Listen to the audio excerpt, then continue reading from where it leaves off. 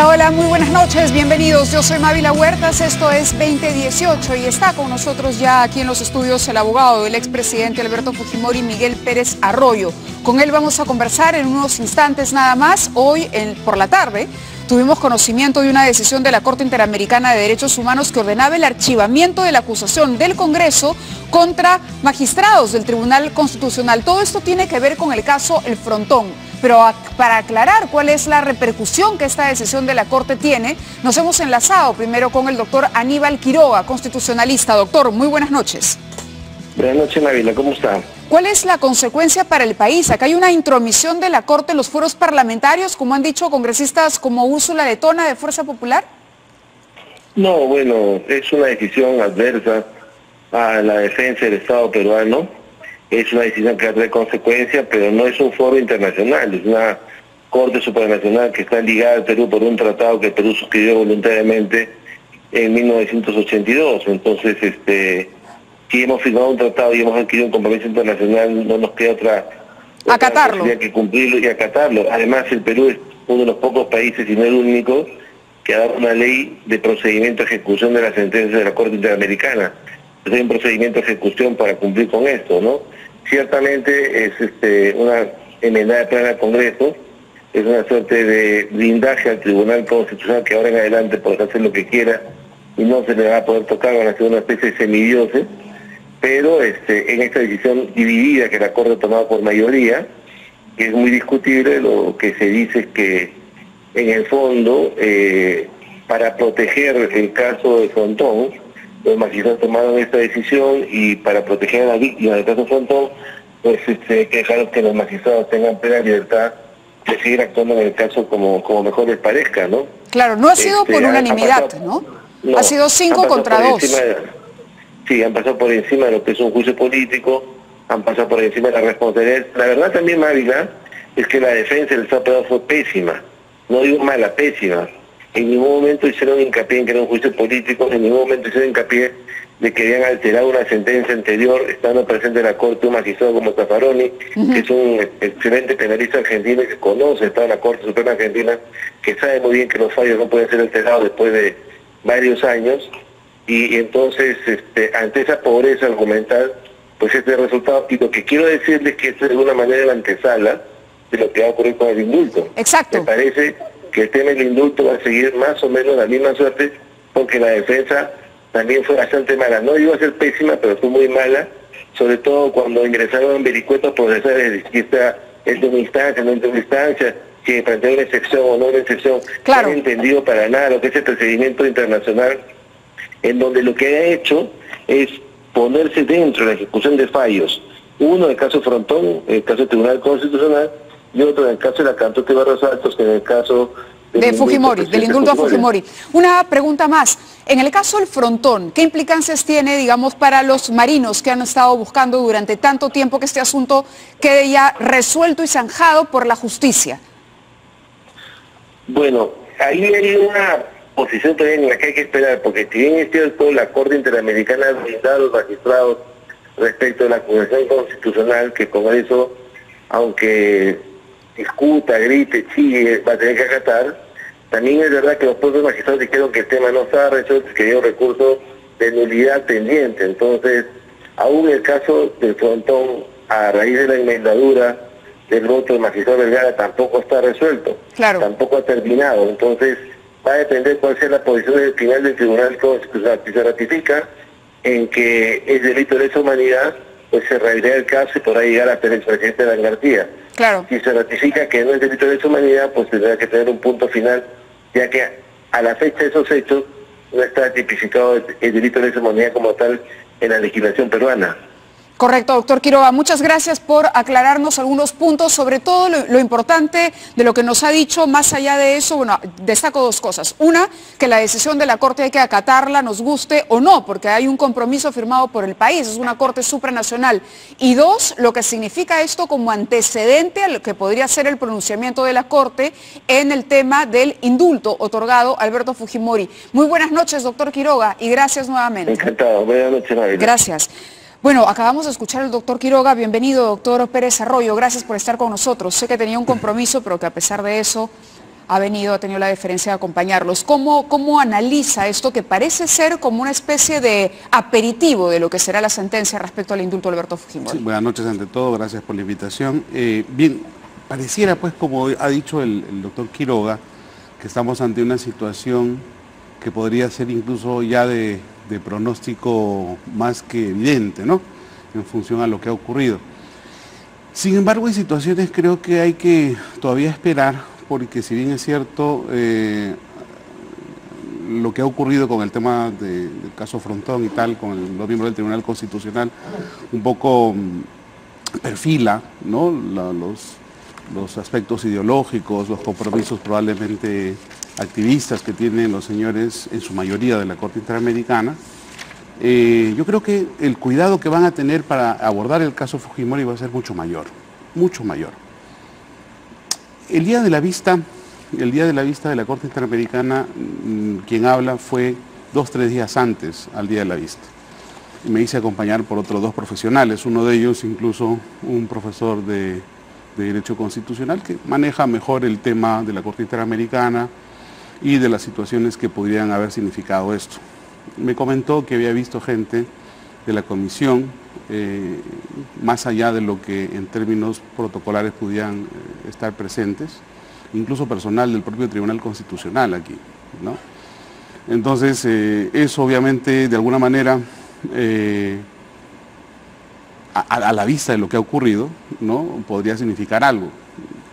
El profesor Gustavo Gutiérrez, estoy hablando, quien ha venido varias veces también aquí, al canal. Luego, aparte de esto, lo que también un poco hemos podido ver es el cuidado excesivo que debe tener, porque ya hay varios países que están teniendo una actitud rebelde, si acaso, ante la Corte por los excesos que está cometiendo. El día de hoy se publicó... ¿Usted diría que lo que ha ocurrido con el Congreso, por ejemplo, puede ser considerado un exceso? No conozco a detalle el caso, pero creo yo que hay situaciones en las que la Corte debe tener extremo cuidado. No estamos hablando de una situación en la que hay dictaduras o en la que hay excesos en cuanto al uso del poder, sino hay meros procedimientos que podían o no luego aterrizar en una acusación, o mejor dicho, en una destitución, que era lo que en su momento estaba pidiendo el tribunal, la subcomisión de acusaciones, y que obviamente, como ha dicho también el profesor Quiroga, no fue de alguna manera develado por la defensa del Estado. Esto es, si estábamos en un tema de mero procedimiento en la que el dictamen de la subcomisión de acusaciones todavía tenía que ser aprobado por la comisión permanente y a su vez elevado al pleno, ¿cómo es entonces que podía verse? Que salta hasta la Corte. Que salte hasta la Corte, que es un poco el argumento que se ha esgrimido también en el caso del indulto a Alberto Fujimori, que ese es el argumento. Pero adicionalmente a esto es la conexidad que hay entre el tema Frontón y el tema de los magistrados del TC, que obviamente fue, digamos, conectado de una manera así un poquito, no artificiosa ni forzada, pero sí con bastante, digamos, filigrana, ¿no? Y que obviamente podía haberse establecido en una lógica, si acaso, mucho más objetiva. Es, oye, espérate a que el acto lesivo sea evidente, ¿no? Espérate a que por lo menos haya una situación en la que la destitución esté pronta, y no todavía estamos ante una lógica de procedimiento que está en curso. Sí, a propósito de eso, también lo habíamos invitado porque hoy trascendió una información publicada en el Diario de la República, usted tiene un resumen ahí, que es que un día antes de la vacancia se había pedido información médica para el indulto, se cuestiona el procedimiento del pedido. Me parece que es la Comisión de Gracias Presidenciales la que hace el pedido y no la dirección, a ver si me permite el resumen. La dirección. Lo tenía, sí, gracias, muy amable, lo tenía. Parece que acá hay un tema irregular.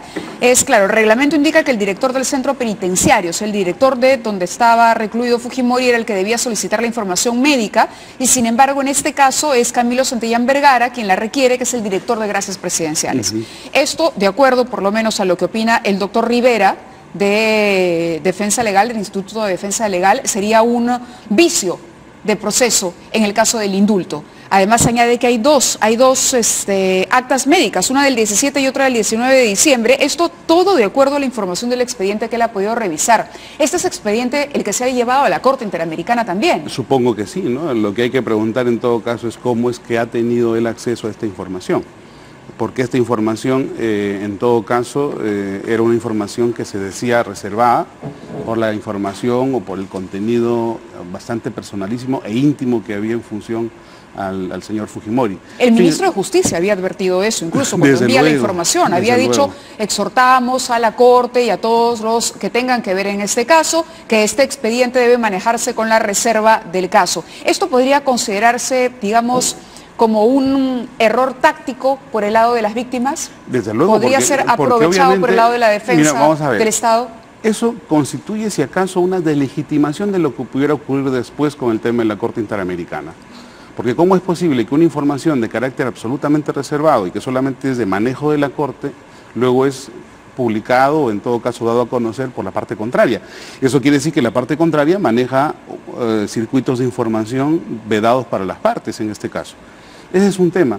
Otro tema es, por ejemplo, lo que pasó el día de hoy en Expreso y Correo, que dieron cuenta, sobre todo Expreso, que dieron cuenta de que el tema Pativilca venía en contra y que incluso la sala penal había decidido no aplicar el tema de la gracia presidencial. Tuve contacto con algunos periodistas de Expreso y incluso manifestaron que esa información la tenían desde la propia sala superior, de los jueces de la propia sala superior. Ahora hay que probarlo, ¿no? ¿De qué estamos hablando, no? O sea, estamos hablando de una situación de infiltración, de psicosociales. Claro, en este caso... No, pero lo más curioso, Mávila, déjame que termine la idea en 10 segundos, es que los señores de la sala B del Poder Judicial o de la Sala Nacional están de vacaciones. Entonces, ¿de qué estamos hablando? O sea, estamos ante una situación... Y la información había trascendido a pesar de que están de vacaciones. Así es. Entonces, hay una situación en la que nos estamos enfrentando a un conjunto de colectivos que tienen muy penetrado el Poder Judicial, que tienen muy penetrado la Fiscalía y probablemente, y casi estoy seguro, también hay una penetración enorme en la Corte Interamericana, ¿no? Claro, en este caso es el artículo del diario La República, cita textualmente al señor Rivera, al abogado Carlos Rivera. Dice: esto sucedió el 20 de diciembre pasado, un día antes de que se votara la vacancia del presidente. De acuerdo con los documentos que encontró Rivera en el expediente del indulto de Fujimori, al que tuvo acceso en la Corte Interamericana de Derechos Humanos, ese 20 de diciembre Santillán Vergara apuró el requerimiento de la historia del exmandatario de la Clínica Centenario Peruano-Japonesa a la Red de Salud de Lima Este y también al Instituto Nacional de Enfermedades Neoplásicas. Esto nos permite, y esto está entrecomillado, son palabras del doctor Rivera, concluir que el expediente remitido por el director del penal Barbadillo estaba incompleto y, siendo un indulto humanitario, no tenía ni siquiera las historias clínicas. En pleno debate de la vacancia y cuando el Ministerio de Justicia decía que no tenía solicitud del indulto, el director de Gracias Presidenciales estaba oficiando a estas tres instituciones para que hagan llegar de manera muy urgente los documentos médicos del señor Fujimori.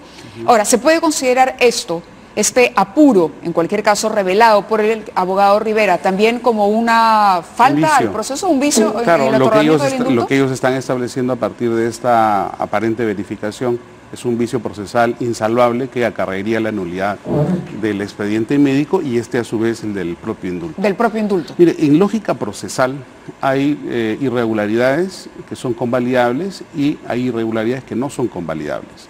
No es convalidable, por ejemplo, el hecho de que el expediente médico sea firmado por psicólogos y no por médicos. Imaginémonos que el expediente médico ha sido firmado por 2 psicólogos y un trabajador social. Eso es insalvable.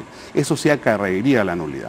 Pero todos los demás procedimientos que pueden darse en función a un requerimiento de información apurada, acelerada, o apurada y tal, esos no son en absoluto vicios insalvables. Entonces hay que diferenciar entre lo que es un vicio insalvable, una nulidad absoluta, y un vicio, si acaso, de procedimiento que en ningún caso acarrearía la nulidad del procedimiento. Esto, por ejemplo, que cita el abogado, también dice 2 actas médicas, una la del 17 y otra la del 19 de diciembre. La primera señalaba que los males de Fujimori podían ser tratados y que las condiciones médicas en Diroes no eran determinantes para el empeoramiento del estado de salud.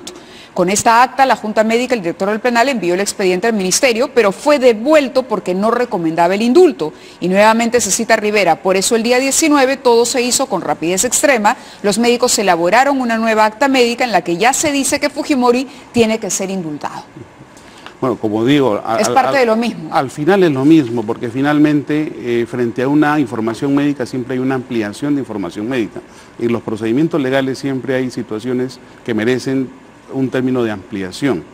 Si pero la premura en el proceso, que es como lo pone Rivera, la premura por un contexto político determinado, que era la vacancia del presidente, ¿no llevaría a la Corte a tomar una decisión de anular? No, de ninguna manera creo yo, desde mi perspectiva, porque el tema del indulto siempre es una decisión política. Si había una decisión política de indultar, obviamente había que trabajar la lógica de la justificación, y la justificación era el expediente médico, que se apure más o se apure menos no cambia en absoluto la validez del documento y no acarrearía, como digo, bajo lógicas de procedimientos salvables o convalidables, una situación en la que ellos están confundiendo por una lógica de insalvabilidad o de nulidad absoluta. Eso es un tema jurídico bastante claro. Bastante claro, esperemos que, bueno, vamos a ver qué es lo que dice finalmente la Corte.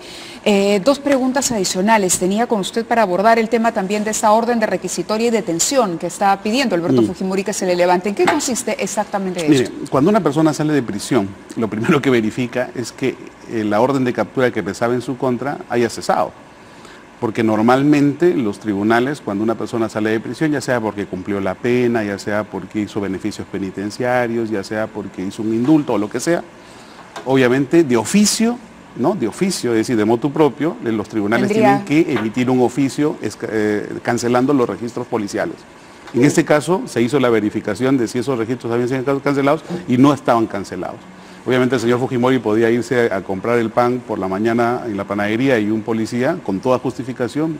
¿Lo podía detener? Claro, porque está vigente su orden de captura del año 2001-2002.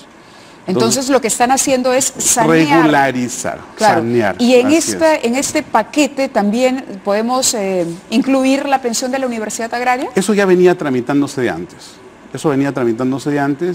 Y obviamente recién en esta semana o la semana pasada se otorgó esa pensión que era de 1.500 o 1.600 soles aproximadamente. 1.500 y pico. Ahora, hay quienes dicen, Alberto Fujimori va a cobrar una pensión, pero le debe todavía mucho dinero al Estado. No, si hace 3 semanas la defensa nuestra ha pedido a los tribunales que han juzgado y condenado los casos del señor Fujimori una liquidación de lo que se debe en términos de reparación civil. Una liquidación que contempla el capital, los intereses y demás. Entonces, eso obviamente va a significar que una vez que se liquide, se trabaje en lógicas de aportación parcial, es decir, todos los ingresos que el señor Fujimori pueda tener de aquí en adelante, a fin de ser descontados en un porcentaje del 10 al 15% aproximadamente. Es decir, ¿Alberto Fujimori va a pagar la reparación? Absolutamente, él es consciente de que el indulto solamente le ha cancelado los años que le faltaban por cumplir en cuanto a pena. Porque la pensión es inembargable, según entiendo. Pero una cosa es que sea inembargable y otra cosa es que él voluntariamente pueda aportar. ¿Y eso es lo que va a hacer? Eso es lo que va a hacer. ¿En qué medida, en qué porcentaje de la pensión? Entre el 10 y el 15%. 10 y el 15% de lo que él reciba mensualmente, de todas las pensiones que pueda recibir. De todos los ingresos que pueda recibir. Eso va a ir al Estado. Así es. Como parte del pago de la reparación civil. Y ese es un poco también el argumento que en todo momento hemos sostenido respecto de lo que significaba el efecto del indulto. El indulto en absoluto ha cancelado situaciones punitivas en su contra, como es el caso de la reparación civil, sino que solamente el tiempo de ejecución de pena que le faltaba por cumplir. ¿Está haciendo política Alberto Fujimori? No en absoluto. ¿No está asesorando a su hijo Kenji con la formación de este nuevo grupo que ha impulsado él a partir de la renuncia a Fuerza Popular? Hasta donde yo tengo conocimiento, obviamente yo no vivo en la Casa de la Molina, pero hasta donde yo tengo conocimiento y he podido verificar, el señor Fujimori está teniendo una vida muy tranquila, muy reposada, buscando siempre, obviamente, su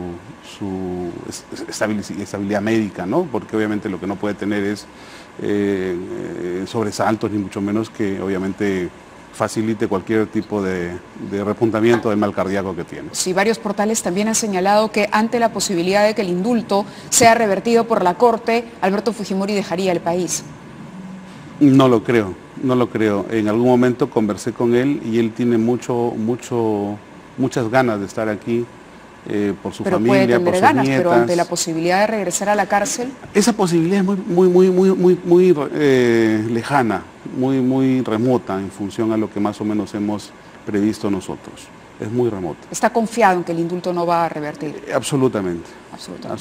Muy bien, muchísimas gracias por haber estado con nosotros. Ha sido el abogado del expresidente Alberto Fujimori.